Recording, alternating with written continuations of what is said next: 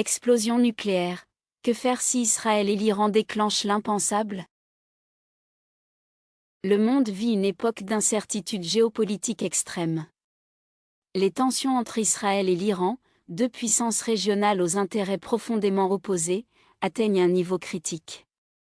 Des échanges de menaces, des frappes ciblées, des provocations.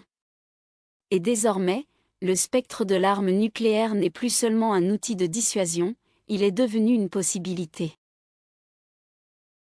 Si une bombe nucléaire venait à être utilisée dans un tel conflit, que ce soit sur une cible militaire, industrielle ou urbaine, les conséquences ne se limiteraient pas à la région du Moyen-Orient. Une explosion nucléaire aurait des effets humanitaires, politiques, économiques et environnementaux à l'échelle planétaire. Mais au-delà des analyses géostratégiques, il existe une question essentielle à laquelle chacun doit être capable de répondre. Sauriez-vous quoi faire, concrètement, pour survivre? Comprendre l'impact immédiat d'une explosion nucléaire. Une explosion nucléaire n'est pas une simple bombe.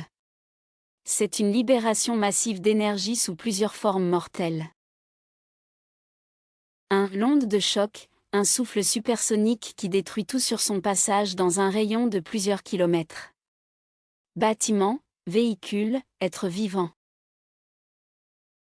2. Le flash lumineux, une lumière si intense qu'elle peut provoquer la cécité instantanée à des dizaines de kilomètres, en quelques millisecondes.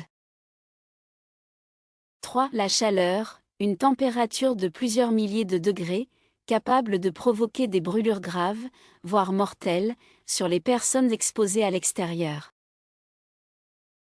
4. Les radiations ionisantes, invisibles, silencieuses, mais extrêmement dangereuses, causant des lésions internes, des brûlures, des cancers, voire la mort.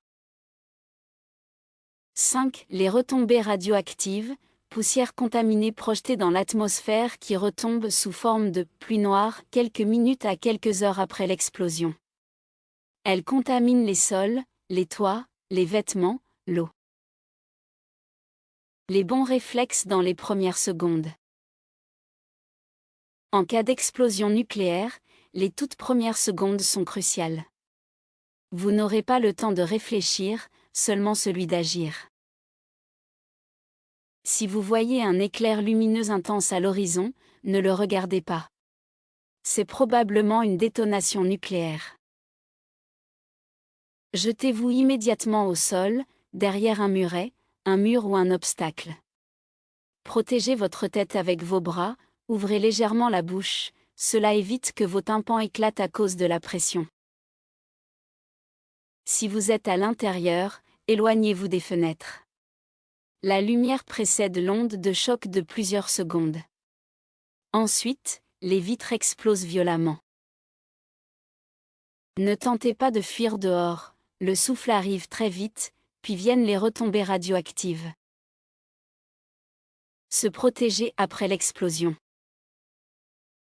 Une fois le souffle passé, votre priorité est de vous mettre à l'abri des retombées radioactives, qui vont commencer à tomber 10 à 30 minutes après l'explosion. Rentrez immédiatement dans un bâtiment en dur, de préférence en béton ou en briques. Descendez dans un sous-sol si possible. Sinon, choisissez une pièce sans fenêtre, au centre de la maison. Fermez toutes les portes, fenêtres, conduits d'aération, cheminées.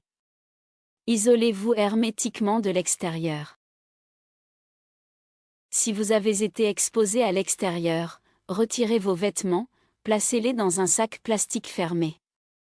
Lavez-vous entièrement avec de l'eau tiède et du savon. Ne frottez pas, tamponnez la peau pour ne pas faire pénétrer les particules.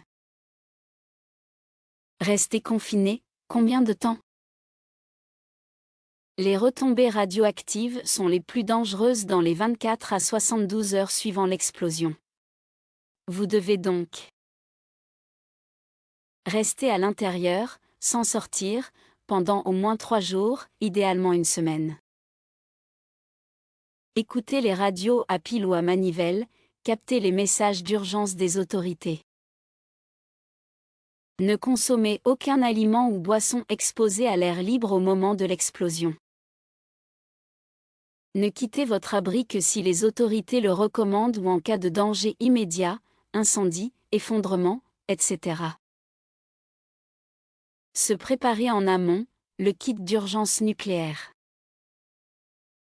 Personne n'aime y penser, mais se préparer à l'avance fait toute la différence. Voici le contenu recommandé d'un kit d'urgence nucléaire. Eau potable, 3 litres par personne par jour pour 3 à 7 jours. Nourriture non périssable, boîtes, barres énergétiques, etc. Radio portable à pile ou à dynamo. Lampe torche plus pile de rechange. Masque FFP2 ou N95. Vêtements de rechange, couverture, sac poubelle. Trousse de premier secours. Pastille d'iode, uniquement à prendre sur indication officielle. Ruban adhésif pour sceller les portes et fenêtres. Liste de contacts écrite, documents importants dans un sac étanche. Et après? Que se passe-t-il une fois la crise passée? Même après le confinement, le danger n'est pas terminé. Les sols, l'eau, les cultures seront contaminés. L'accès à la nourriture saine peut devenir difficile. Les hôpitaux seront débordés ou détruits. Il n'y aura pas assez de secours pour tout le monde. Des zones entières pourraient rester inhabitables pendant des mois ou des années.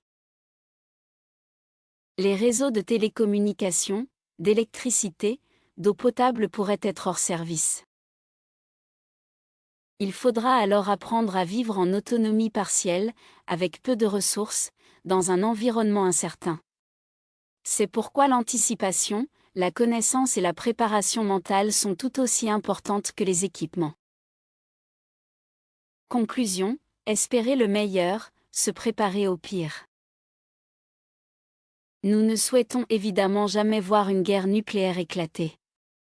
Ni entre Israël et l'Iran, ni ailleurs.